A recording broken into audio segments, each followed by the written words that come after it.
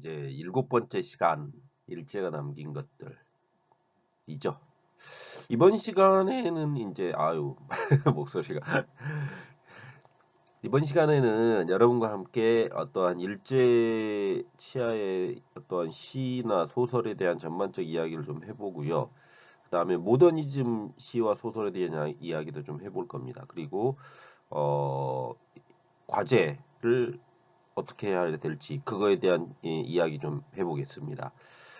그래서 우리가 이제 그동안 어떤 일제 치하에서 시인과 소설가들이 어떤 식으로 일제에 대항을 했고 그 다음에 그 시기를 어떻게 살아가고 있었는지에 대한 이야기들을 해봤죠. 그래서 어떤 일제 치하라는 어떠한 그 시대상이라는 게 한국적 특수성이겠죠. 그 한국적 특수성이 어, 어떤 문단 전반에 새로운 그러니까 근대적인 어떠한 문학으로서 작동을 하고 있었고 또 한편으로는 그 근대 문학을 갖다가 작가들이 어떻게 대응을 했고 그것을 어떻게 또한 작품으로 형상화했는지 그런 이야기들을 쭉 해봤습니다. 그래서 이제 여기 오늘 모더니즘을 다루려고 하는 이유는 뭐냐면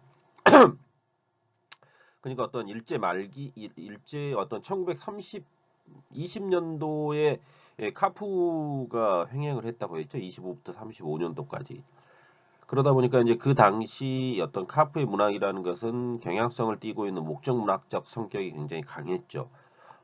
그 시기들을 지나고 나서 이제 30년대 중반 후반 이후 그다음에 45년까지 이어지는 그 시기 동안에 한국 문단의 핵심이었다고 보면 아마 이제 여기 오늘 얘기하게 될 모더니즘이라고 할 수 있을 겁니다. 그래서 모더니즘을 할까 말까 되게 고민을 많이 했는데 그래도 어떤 한국 문학사 안에서의 모더니즘이라는 것도 굉장히 중요한 어, 부분이기 때문에 그 부분에 대한 이야기를 좀 하고 넘어가려고 하는 겁니다.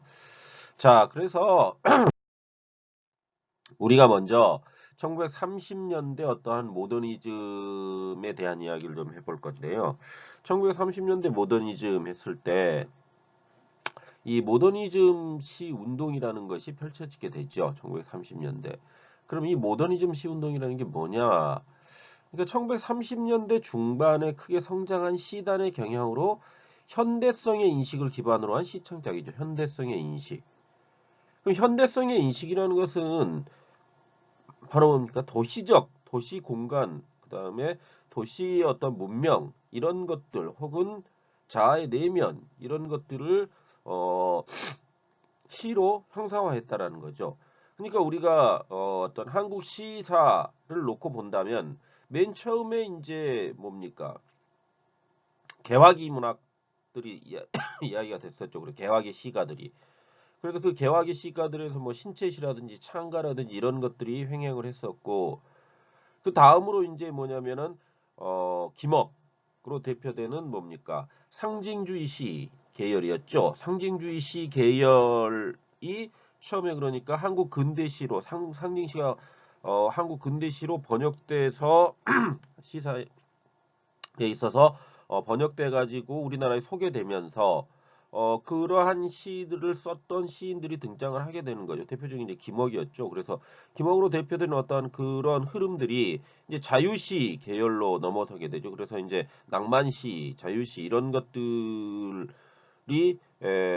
어떤 한국 시사의 한 흐름을 이어 이어지게 되죠.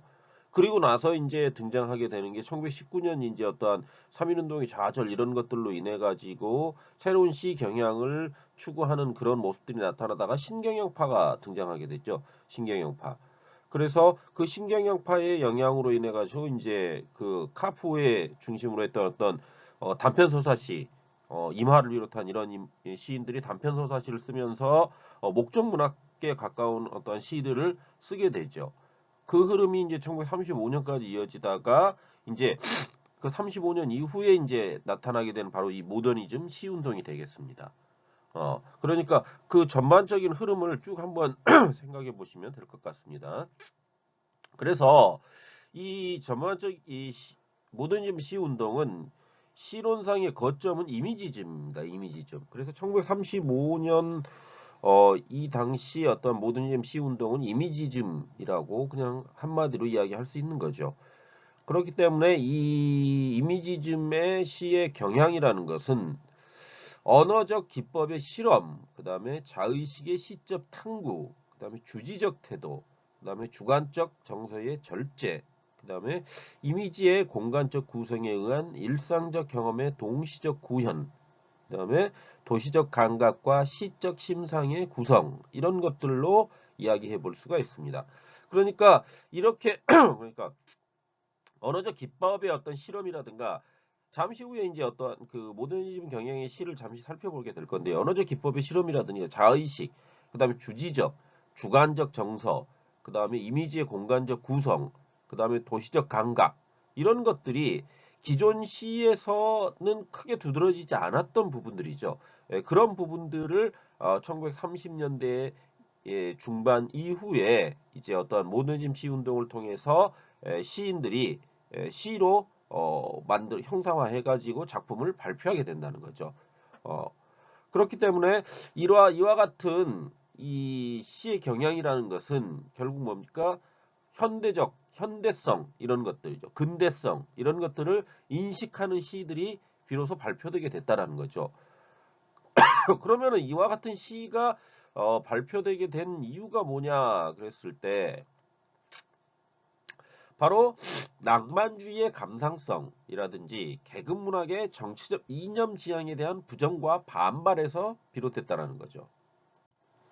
그러니까 이제 여기 낭만주의 감상성이라는 것은 앞서 이제 제가 잠깐 언급해 드렸지만 어떤 상징주의죠. 상징주의 어떤 그 시 계통이죠. 그래서 그런 낭만주의의 감상성에 치우친 그런 것들과 그다음에 개그문학이라는 것은 바로 카프 문학으로 대표되는 단편 서사 시류의 어떤 목적 문학들 그런 것들이 목적 문학이기 때문에 아무래도 정치적 이념 지향에 치우칠 수밖에 없었죠. 어, 그런 것들에 대한 부정과 반발에서 비롯된 것이 바로 모더니즘 시운동이라고 할 수가 있는 거죠. 그러니까 이 기존의 그러니까 모든 어떠한 한 시류가 쭉 흘러가다가 그 시류가 새롭게 전환되고 바뀌고 하는 것은 그 앞선 시류에 대한 부정과 반발에서 비롯되는 거죠. 그러니까 낭만주의 감상성을 부정했던 것이 계급문학이었고 그 계급문학을 또한 부정하고 나온 것이 모더니즘 시운동이라고 할 수 있는 거죠. 그래서 이와 같은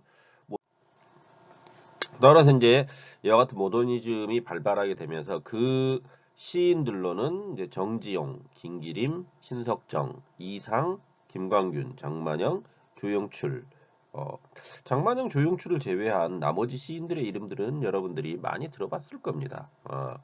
그래서 이와 같은 시인들이 있다라는 정도로 이해하고 넘어가시고요. 각각의 시인들의 대해서 대표적 시인들 한 두 명 정도만, 두세 분 정도만 나중에 이야기해보는 정도로 그렇게 이야기하고 갑시다. 이해하고 갑시다. 그래서 이런 시들의 어떠한 특성이라고 하면 그 종래 시와 뭐가 다르냐 그랬을 때 말의 리듬과 이미지의 참신함, 그 다음에 시각적 이미지의 활용이라든지 명랑한 감성을 드러냈다는 거죠. 그래서 우리가 이제 뭐 대표적 시로 여기 나와 있는 김기림의 기상도나 김광규의 추일서정 한 부분을 한번 봅시다.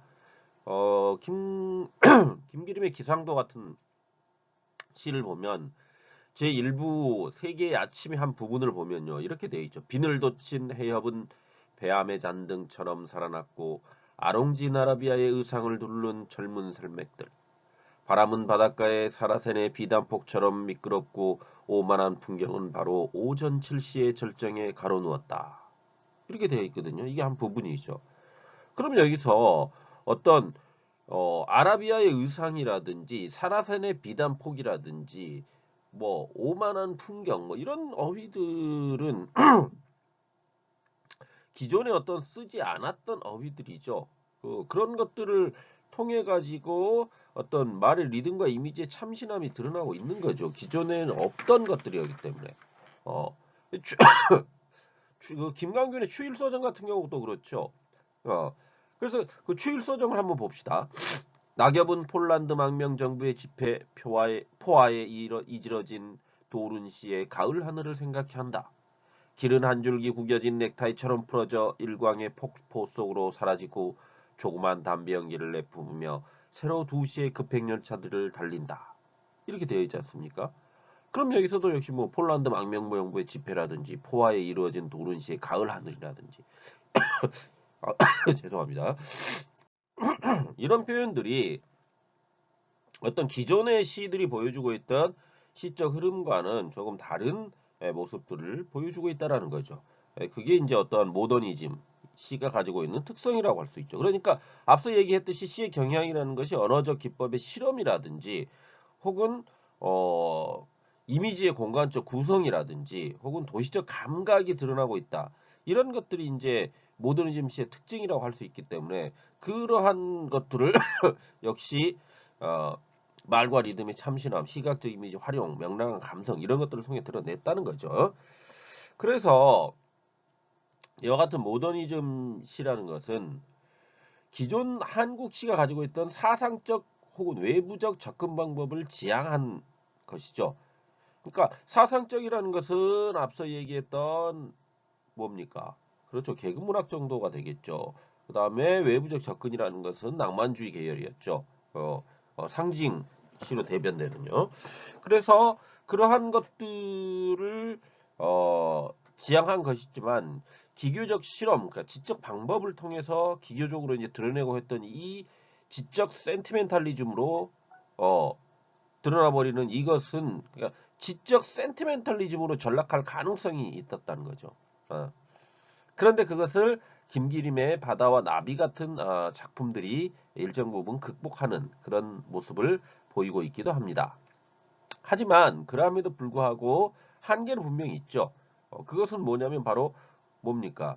어떤 면에서 보면 자아의 모습에 천착하거나 도시 어떤 세련된 도시 공간의 모습만을 그려내다 보니까 시대 정신을 외면해버렸다는 비판을 받을 수밖에 없는 거죠. 그 다음에 언어의 기교에 치우쳐 버렸다는 거죠. 그러니까 언어적 기교에 치우쳐 버리다 보니까 언어적 기교의 말초화라는 것은 뭐냐면 말장난을 해버렸다는 거죠. 일종의 말장난에 빠져버렸다는 어떤 비판을 받게 되는 거죠. 그러한 모더니즘 시운동이라는 것을 조금이라도 극복하려고 또 다른 시인들이 등장. 그 시인들이 바로 모더니티의 어떤 시적 극복에 관심을 보인 시인들이 있죠.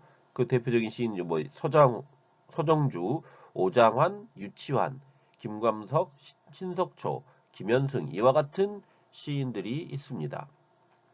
그래서 이 시인들은 어떤 현대 과학 문명의 비인간화 경향에 반발하면서 인간 본능에 대한 시적 추구 작업에 몰두했죠. 그러니까 그 김현승의 시들을 보면 어떤 기독교적인 그런 것들의 색채를 드러내면서 어떤 인간 본연의 모습에 충실하는 그런 시들을 써내지 않습니까? 그 다음에 서정주 같은 경우에 자화상을 통해서 애비는 종이었다 이런 식으로 시작을 하고 있지 않습니까? 그러한 것들이 비인간화, 그러니까 과학 문명이라고 하는 어떤 모더니즘성이 추구하고자 했던 과학 문명화된 어떤 도시 이런 것들의 시에 반발하면서 인간 본능에 대한 본연의 모습으로 돌아가자 이런 것들의 시인들이 등장하기 시작했다라는 거죠. 그거는 일정 부분 모더니즘 시운동에 대한 일정 부분의 반발이겠죠. 그런데 결국 그렇더라도 이거 역시 엄밀한 의미에서 넓게 본다면 모더니즘이죠. 이것도 모더니즘. 그래서 현대사회 안에서 통합된 개인적 주체의 붕괴에 도전하면서 인간 생명의지를 시적으로 구현해내려고 애썼다는 겁니다. 그렇기 때문에 비판적 모더니즘 담론이 자리하면서 인간 존재와 삶, 그 다음에 생명과 죽음의 문제, 그 다음에 고독과 의지와 같은 관념적 주제들이 자주 등장하게 된다는 거죠. 그래서 이거 역시 궁극적으로는 모더니즘 운동의 넓은 범주 안에서 모더니티의 어떤 시적 지향 자체를 결국 본질적 속성으로 할 수밖에 없기 때문에 어떤 시적 극복이라는 것도 역시 넓은 범주에서는 모더니티 안에서 인정되어야 한다는 거죠. 어. 그런 의미에서 어, 1930년대 어떠한 모더니즘 시에 대한 이야기를 전반적으로 해볼 수 있을 겁니다. 그래서 여러분들이 여기 이제 저희가 이제 이 시기의 시인들의 이름을 대단히 많이 이야기했죠. 그래서 뭐 여러분들이 많이 들어봤던 시인들이지 않습니까? 뭐 정지용이라든지 신석정, 이상, 김기림, 김광균이라든지 그다음에 여기 서정주, 오장환, 유치환 뭐 이런 분들 신석초, 김현승 이런 분들, 김광섭 이런 분들의 시는 여러분들이 많이 접해봤기 때문에 이런 시의 경향을 가지고 있었구나라는 것은 다 알고 계셨을 겁니다.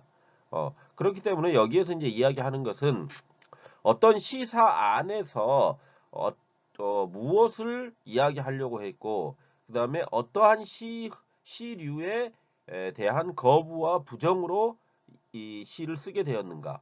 그러니까 맨 처음 우리가 아까부터 제가 말씀드리고 있지만 처음에 뭡니까?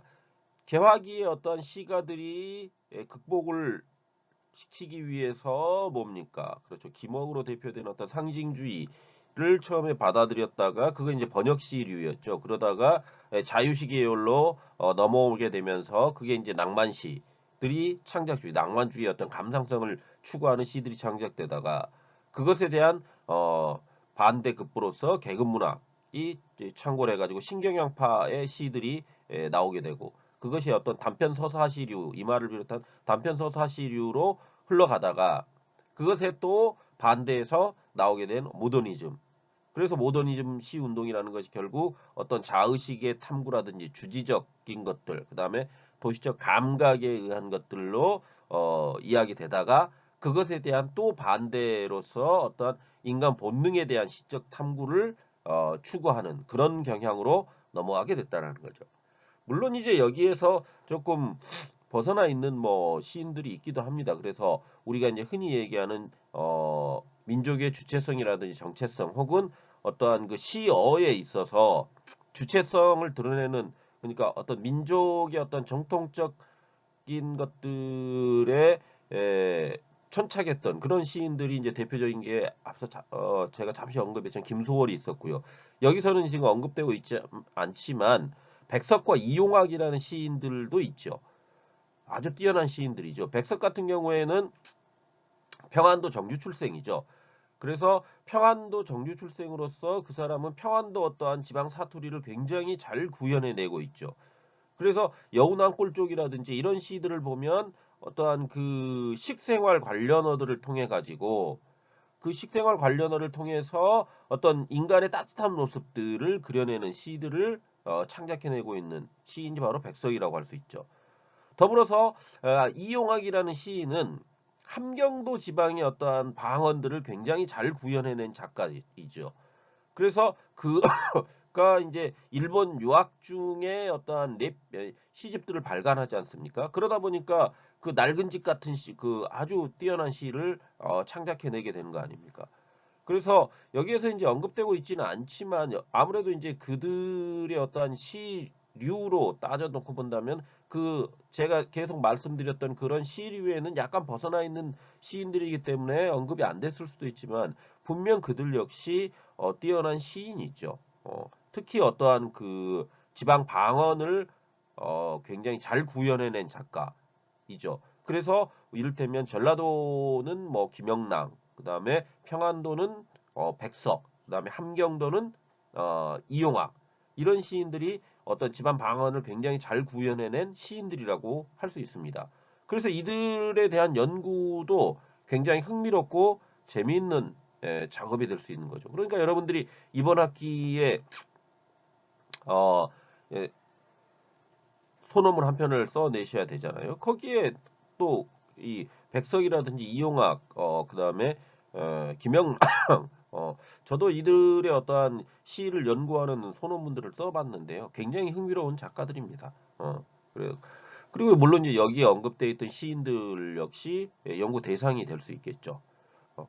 그래서 이제 좀 더 구체적으로 우리가 뭐 대표적 시인 보면 먼저 정지용 이야기를 좀 할 수가 있죠. 정지용. 여러분 뭐 정지용 하면은 그 향수라는 그 유명한 시 있죠.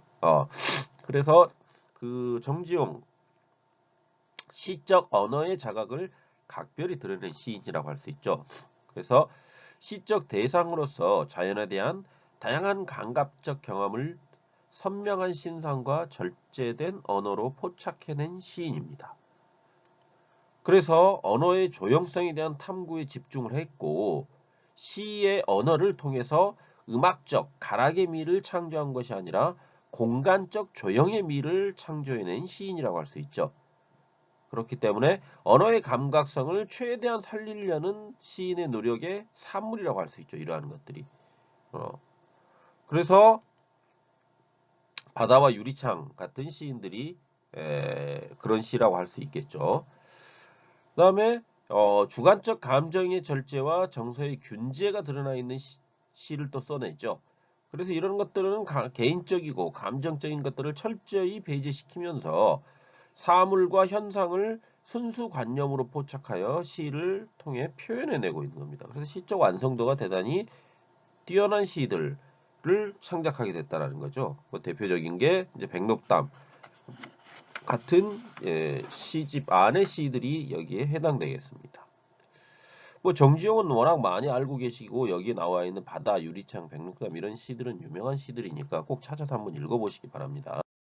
잘 알고 계시죠? 그 얘기 말씀을 안 드려도. 다음으로 우리가 이제 이야기해볼 시인으로는 이상이 있죠. 이상. 문제적 시인이죠. 시가 또 워낙 어렵죠.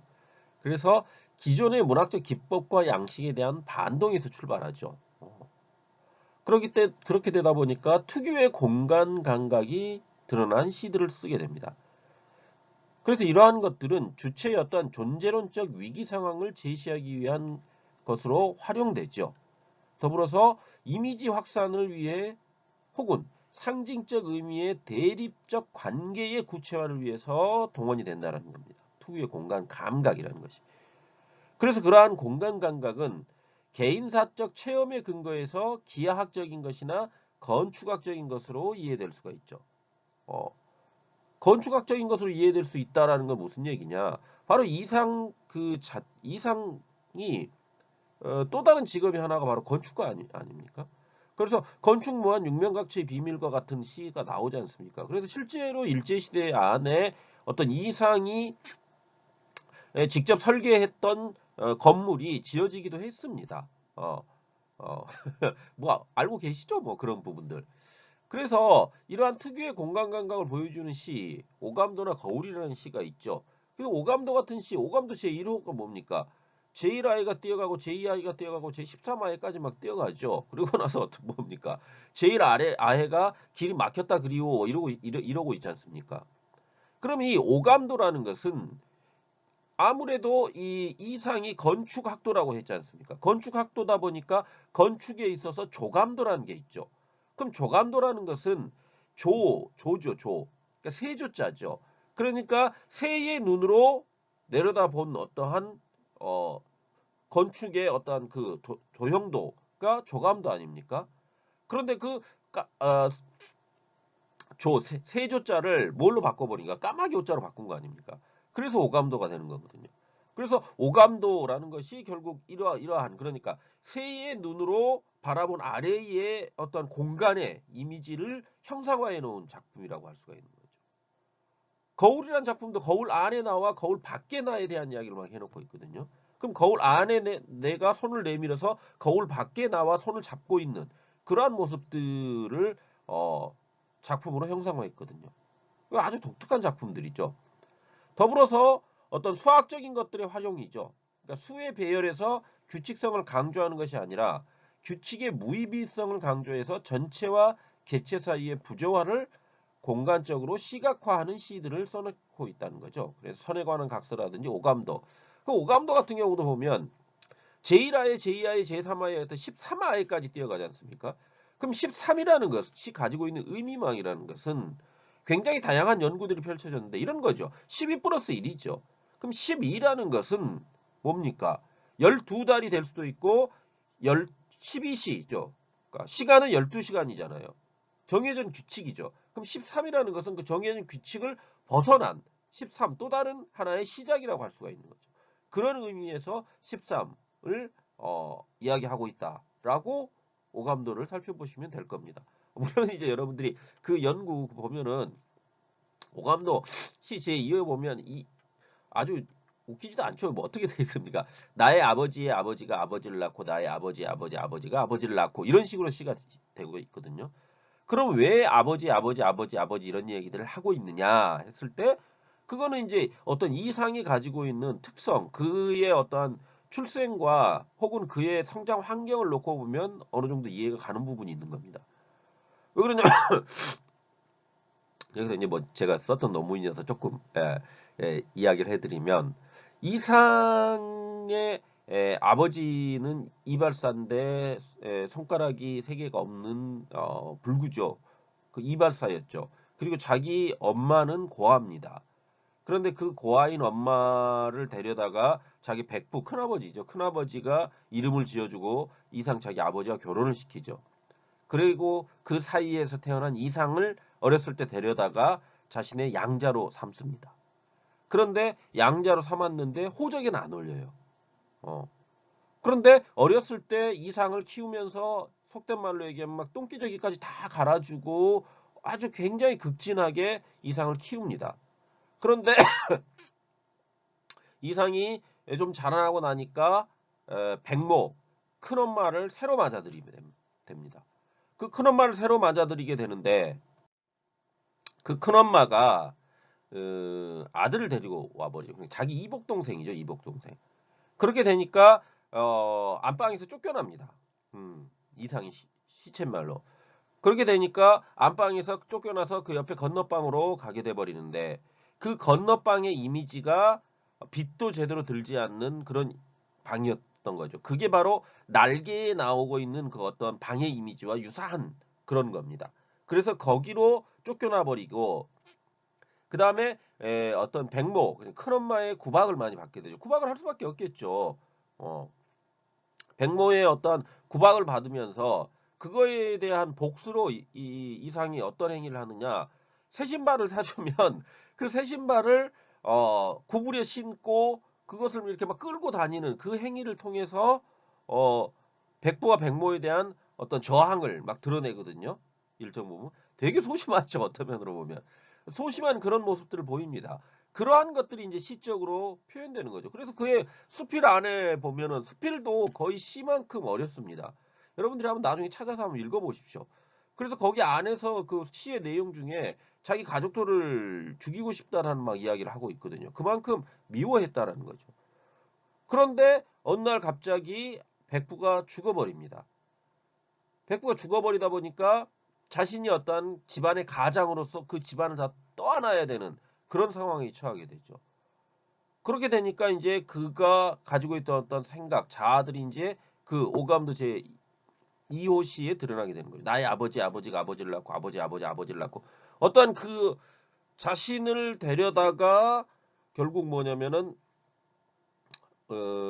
양아들로 아니 그러니까 자신의 어떤 아들로 삼았지만 어디에는 올려주지 않았습니까? 그렇죠. 족보에는 올려주지 않아가지고 존재의 불안이죠. 존재의 불안함을 만들어 놓다가 어느 날 갑자기 팍 죽어버리니까 자신이 그 집안 전체를 떠안아야 되는 그런 부조리함 이런 것들을 알게 되니까 거기에서 오는 어떤 자괴감 이런 것들을 시로 표현해낸 거죠. 그런 것들인 겁니다. 아시겠죠? 좀 이야기가 길어졌네요. 뭐 그러려 하면서 뭐 아 이런 것도 있구나 이상의 시가 이상의 시는 굉장히 재밌습니다. 여러분 연구를 해보시면.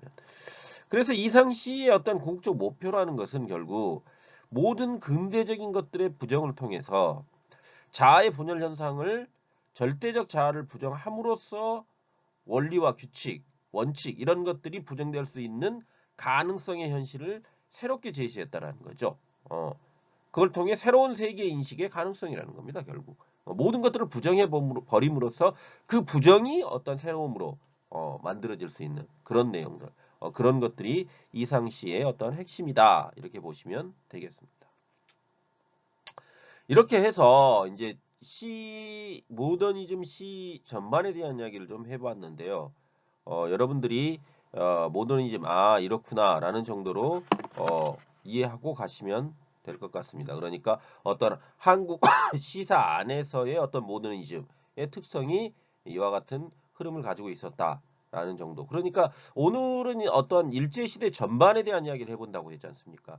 그러니까 이 시사라는 것도 역시 시류랑 어떤 식으로 흘러왔다라는 걸 제가 쭉 말씀드렸잖아요. 개화기 시가 신체시 창가부터 시작해가지고 상징주의로 대변되는 시에서 낭만시 계열, 그 다음에 그 낭만시 계열을 극복하기 위한 신경영파, 그 신경영파가 목적문학화되면서 어떤 단편서사시 계열의 그런 시들을 창조해냈다가 그것이 이제 이 모더니즘으로 넘어왔다는 거죠. 그 모더니즘 안에서도 모더니즘을 극복하기 위한 또 다른 시도가 있었던 것이고요. 그러한 것들이 어떠한 일제시대 시의 큰 흐름이라고 볼 수 있겠습니다. 자, 그러면 이제 다음으로 우리가 소설이겠죠, 소설. 그래서 1930년대에 어떠한 모더니즘 소설이라는 것은 카프 해체에 따른 어떤 새로운 경향의 출현을 갖다 이야기해 볼 수가 있죠. 그래서 카프 해체로 인해 가지고 집단적 주체와 이념의 문제가 배제되면서 일상적인 현실 문제로 개인의식의 추이를 통해 단편적으로 기술하는 새로운 경향이 등장하게 됩니다. 그게 이제 모더니즘 소설이 되겠습니다.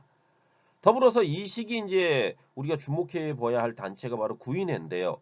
이 구인회는 실질적으로 활동이 그게 많았던 건 아닙니다. 다만 이 구인회를 조직했던 인물들이 어떤 이 1930년대 모더니즘 소설의 핵심이라고 볼 수 있다라는 거죠. 그래서 1930년대 새로운 소설적 경향을 주도했던 이효석이라든지 이태준, 박태원, 이상, 김유전 등이 조직한 게 구인회라고 할 수 있죠.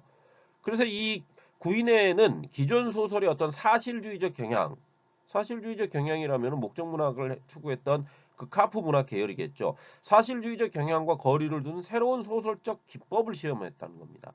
그러니까 이것도 이 모더니즘 소설이 등장하게 된 것도 역시 뭡니까? 카프의 어떤 경향 문학에 대한 반감으로서 시작이 됐다라는 거죠. 그래서 도시적 공간을 삶의 무대로 삼아가지고 개별화된 인간의 내면 의식이라든지 도회적 풍물, 성에 대한 관심과 관능미 등을 집중적으로 천착하게 되는 거죠. 그래서 성에 대한 관심과 관능미를 천착했던 대표적 작가 김유정이 있지 않습니까? 김유정의 어떤 작품들을 보면 굉장히 우스꽝스러운 그런 모습을 보여줬던 동백꽃이라든지 동백꽃이나 봄봄이라든 이런 작품들을 보면 그 작품들이 어떤 면에서 뭐 에로틱적인 요소들을 굉장히 많이 함유하고 있죠. 물론 이제 우리가 그 작품들을 보면서 그런 그 에로틱에 주목해가지고 보지는 않죠.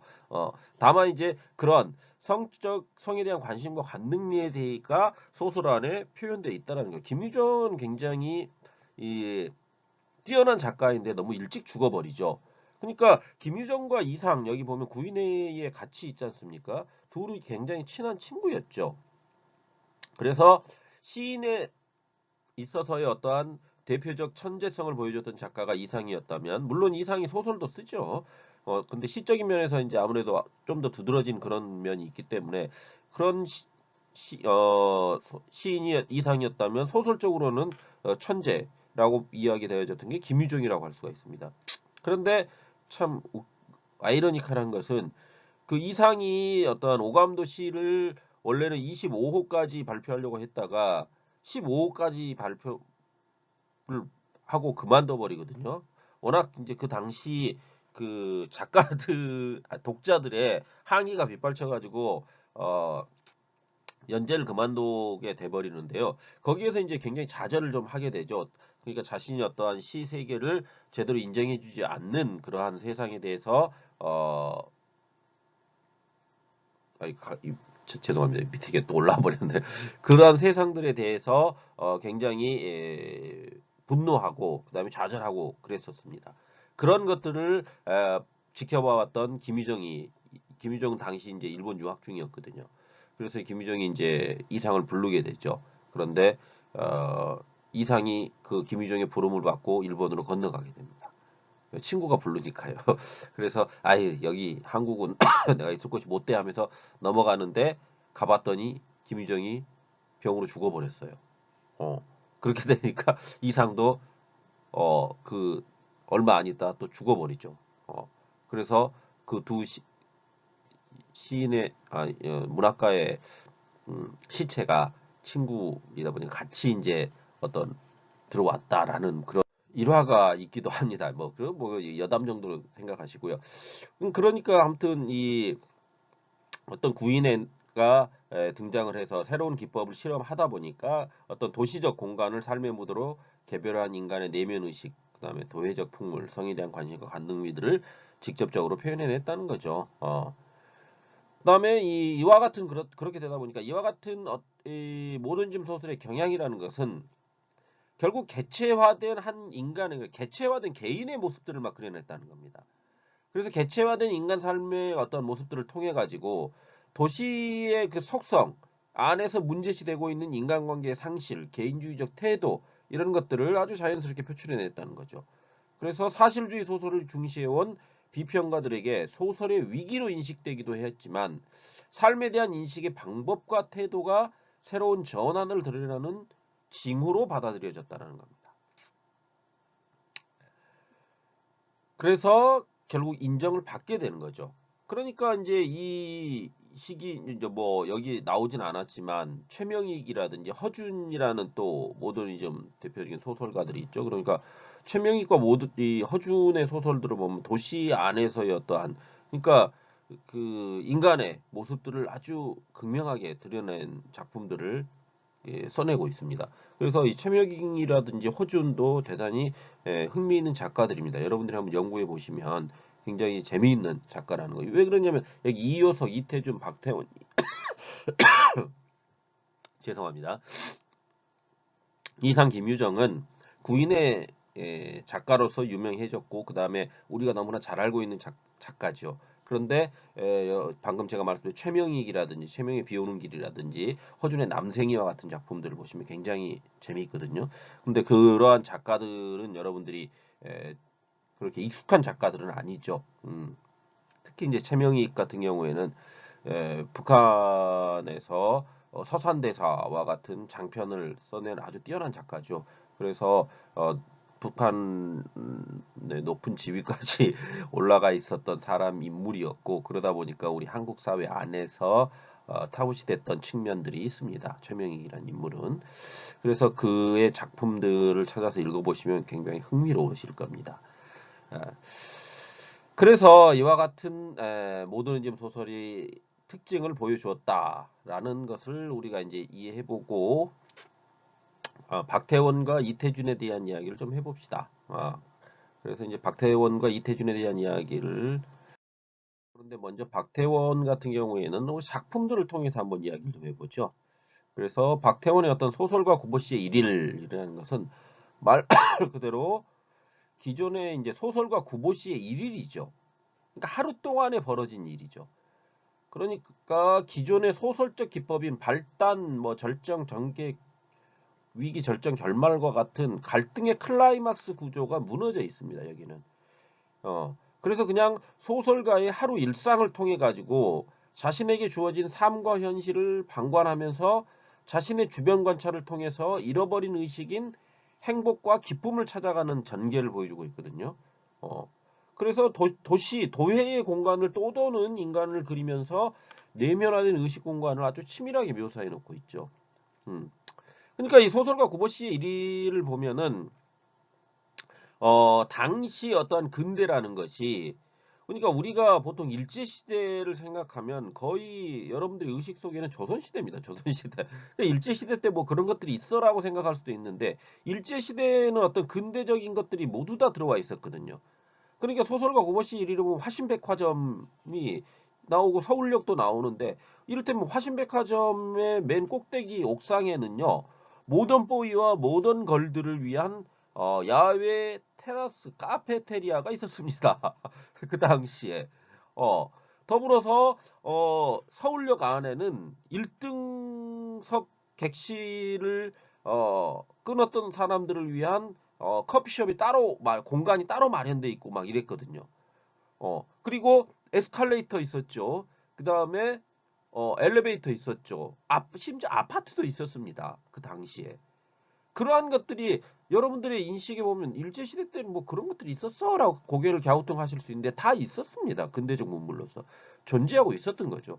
다만 우리가 그러한 것들이 있었는지 없었는지 하면은 소설을 직접 보지 않고는 알 수가 없는 거죠. 그리고 당시에 이 경성이라는 공간 자체도 여러 그 사회적 문제를 내포하고 있었거든요. 대표적인 게 뭐냐면 도시화의 문제입니다. 도시화의 문제. 그러니까 일제가 어떠한 그 일제 식민지 지배 체제 하에서 그 뭡니까 동양척식 주식회사를 통해 가지고 자작농을 소작농으로 전락시켜 버리지 않습니까? 그렇게 되다 보니까 이 소작농으로 전락한 사람들이 못 살겠으니까 결국은 삶을 위해서 서울로 경성으로 몰려들게 되거든요. 그래서 그 경성으로 몰려들다 보니까 경성의 어떠한 그 사대문 밖을 벗어나는 빈민가들이 형성이 되거든요. 그러한 이야기들을 다루는 게 바로 비오는 길과 같은 뭐 그런 치명이계 소설들도 있고요. 그다음에 뭐 여러 가지 소설들. 그다음에 아까 말했던 허준의 남생이라는 것도 들병장수 엄마거든요. 들병장수가 뭐냐 그랬을 때 이 이런 거죠.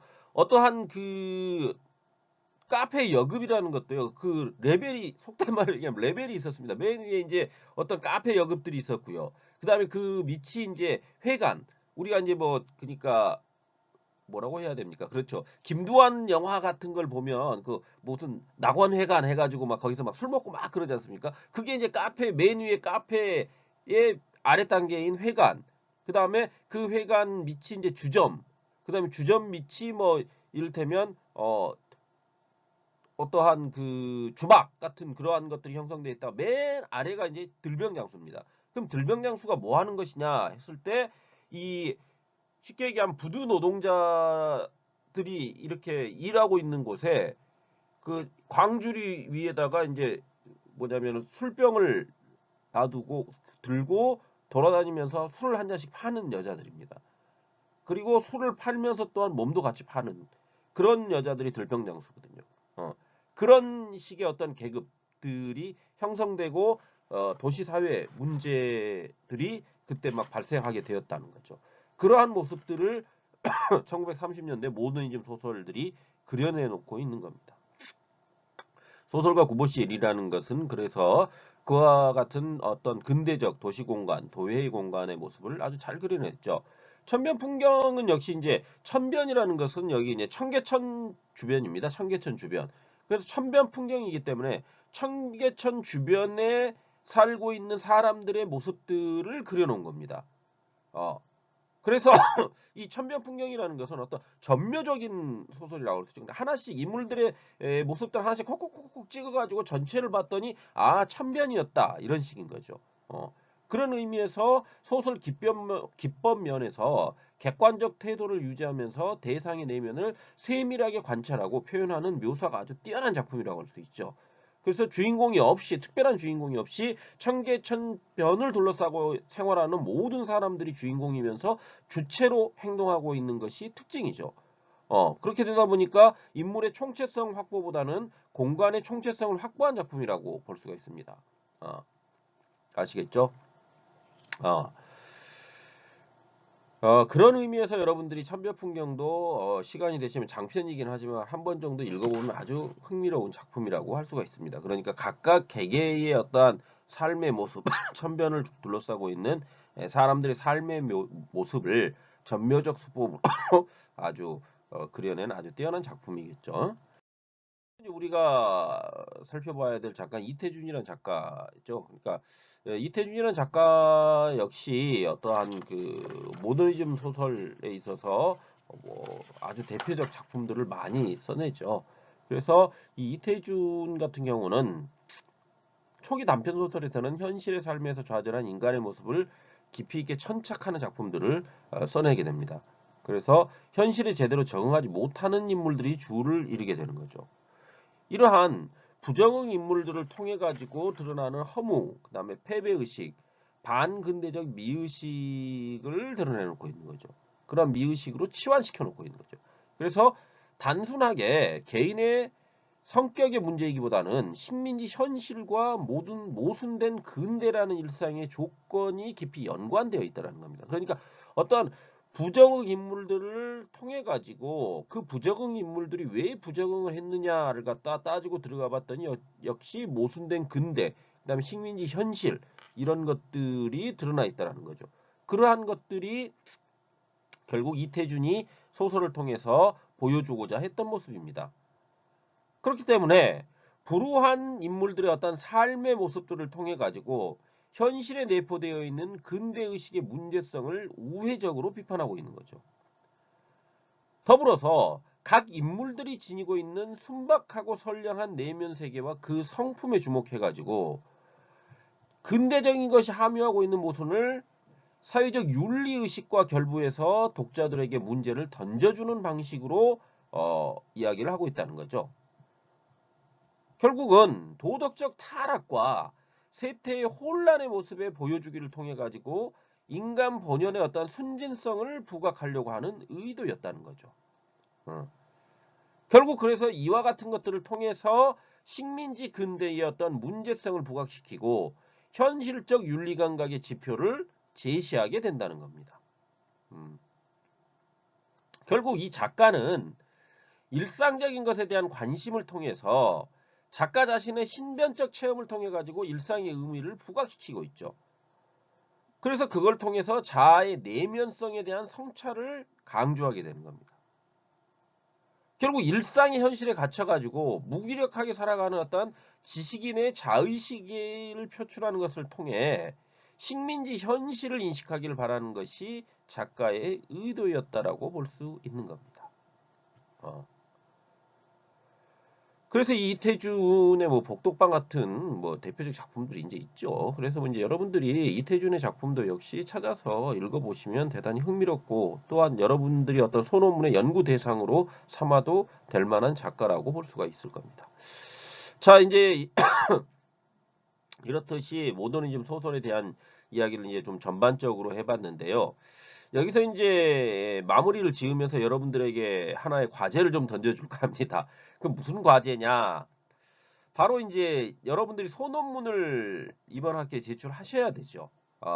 소논문을 제출하셔야 되는데 지금 이제 오늘 시간까지 해가지고 일제시대 전반에 대한 이야기를 좀 제가 해봤습니다. 그래서 제가 이제 소논문을 내라 그랬는데 그 소논문의 테마를 A4 용지 한 장 정도로 계획서로 좀 제출해 주십시오. 그것은 제가 이제 여기 이메일 주소를 남겨 놓겠습니다. 그래서 그 이메일 주소를 보시고 그 이메일을 통해 가지고 A4 용지 한 장 정도, 그 A4 용지 반 장 정도로 하죠. 반 장 정도의 그러니까 계획표죠. 계획표. 내가 어떠한 주제를 어떻게 한번 써보고 싶다. 선언문으로. 이런 정도를 좀 개괄하는 그런 것들을 써서 제출해 주시면 좀 좋을 것 같아요. 왜 그러냐면은 아무래도 이제 여러분들이 이 지금까지 일제 치하의 어떠한 우리 그러니까 한국 그 현대 문학사 안에서 일제라는 것이 차지하고 있는 비중이 일제 치하의 어떤 식민지 현실이라는 그 시대적 특수성이라는 게 굉장히 무겁고 또한 더불어서 한국 현대 문학사에 있어서 굉장히 중요한 시기이기 때문에 여러분들이 어떤 소논문의 주제 그러니까 어떤 작가론을 하시든 작품론을 하시든 하나의 작가를 선정해가지고 테마로 잡아가지고 발표하는 것은 지금 현재 7주 정도 지났기 때문에 현재에 충분하리라고 저는 봅니다. 그래서 여러분들도 이제 어느 정도 그 아웃라인을 잡고 계셔야지만 한 편을 제출하실 수 있는 거기 때문에 일단 그거 어떠한 목표, 계획을 가지고 계신지를 그 계획서를 제출하는 것으로 이번 수업에 내용을 가름하는 걸로 하겠습니다. 뭐 이거 한 편 그러니까 한 시간만 이렇게 막 굉장히 타이트하게 제가 왔는데요. 여러분도 7주 동안 듣느라고 수고들 많이 하셨고 일제 치안은 이제 이 정도로 가름하고 다음에는 이제 해방 공간으로 좀 넘어가 가지고 해방 공간 그다음에 그 이후에 어떤 한국적인 상황 하에서의 어떠한 문학사적인 측면들을 짚어보는 그런 시간을 마련하도록 하겠습니다. 듣느라고 수고들 하셨고 질문이나 이런 게 있으면 제 이메일을 통해 가지고 직접 해주시면 될 것 같습니다. 모더니즘 이해가 좀 가셨죠? 어떠한 그러니까 이 모더니즘이라는 게 결국은 뭡니까? 앞선 어떠한 문학사 안에서 새로운 시류로서 1930년대 어떻게 등장하게 되었는지를 짚어봤기 때문에 그 부분들을 여러분들이 이해하고 넘어가시면 될 것 같습니다. 더군다나 여기 오늘 언급된 작가들 굉장히 많죠. 굉장히 많고 아주 우리 한국 그 어떠한 문학사 안에 중요한 위치를 점하고 있는 작가들이기 때문에 이야기를 안 하고 갈 수가 없었습니다. 그래서 오늘은 이런 정도로 가름하고요. 시나 소설 사이에 있어서 흐름 전체를 짚어봤습니다. 듣느라고 수고들 하셨고 A4 용지 반장 혹은 한 장 정도 계획서를 제 이메일로 보내주시면 될 것 같습니다. 듣느라고 모두들 수고하셨습니다. 감사합니다.